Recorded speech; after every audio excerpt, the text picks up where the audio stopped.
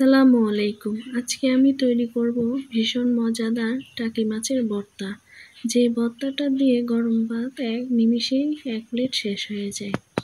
ভর্তাটা বানানোর জন্য প্রথমে আমি মাছগুলোকে ভালো করে ধুয়ে নিয়েছি আর হলুদ, মরিচ, লবণ দিয়ে মাখিয়ে টাকি মাছগুলোকে আমি ভেজে নিচ্ছি। ভাজার জন্য আমি ফ্রাই প্যানে কিছু সরিষার তেল দিয়ে দিলাম। আমি সরিষার তেল দিয়ে মাছগুলোকে ভেজে নেব। মাছগুলো ভাজার জন্য আমি কড়াইতে দিয়ে দিয়েছি। মাছগুলো প্রায় ভাজা হয়ে গিয়েছে। এখন আমি মাছগুলোকে নামিয়ে নেব। একই তেলে আমি কিছু পরিমাণ পেঁয়াজ কুচি দিয়ে দিয়েছি আর 3টা শুকনো মরিচ ভেজে নেব। তারপর আমি ভাজা পেঁয়াজগুলো আর শুকনো মরিচ 3টা একসাথে ভেঙে ভালো করে এটাকে মাখিয়ে নেব। পেঁয়াজ আর মরিচটা যখন মাখানো হয়ে যাবে তখন আমি মাছগুলো থেকে কাঁটাগুলো ছাড়িয়ে টাকি মাছে তেমন কোনো কাঁটা থাকে না, শুধু পেটে সাইডে 1-2টা কাঁটা থাকে। তাই মাছগুলো ভাজতেও বেশি কষ্ট লাগে না, বেশি সময়ও লাগে না, তাড়াতাড়ি ভাজা হয়ে যায়। অনেকেই টাকি মাছের ভর্তাটা অনেক পছন্দ করে থাকেন। তাই এইভাবে যদি টাকি মাছের ভর্তাটা বানান তাহলে আপনার পরিবারের লোকজন আপনার প্রশংসা করতে বাধ্য।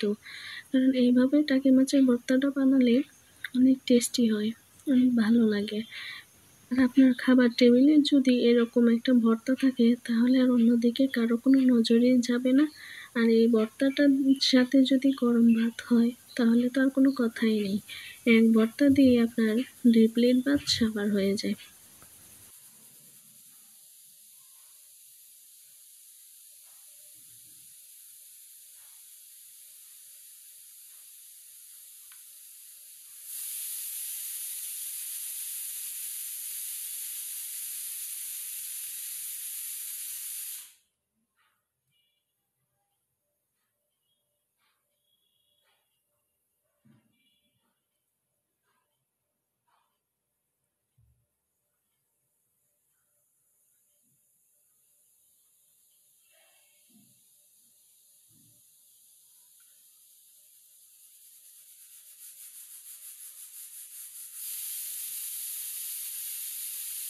আমার মাছগুলো প্রায় ভাজা হয়ে গিয়েছে। এখন আমি মাছগুলোকে পেঁয়াজের সাথে ভালো করে এটাকে মেখে নেব।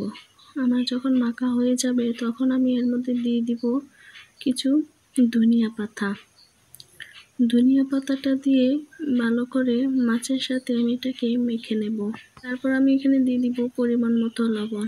লবণটা দিয়ে আমি এখন দিয়ে দিব একটু সরিষার তেল। সরিষার তেলটা দিলে একটু কাঁচা কাঁচা সরিষা ঘ্রাণ আসে আর একটু ঝাঁঝালো হয় ভর্তাটা।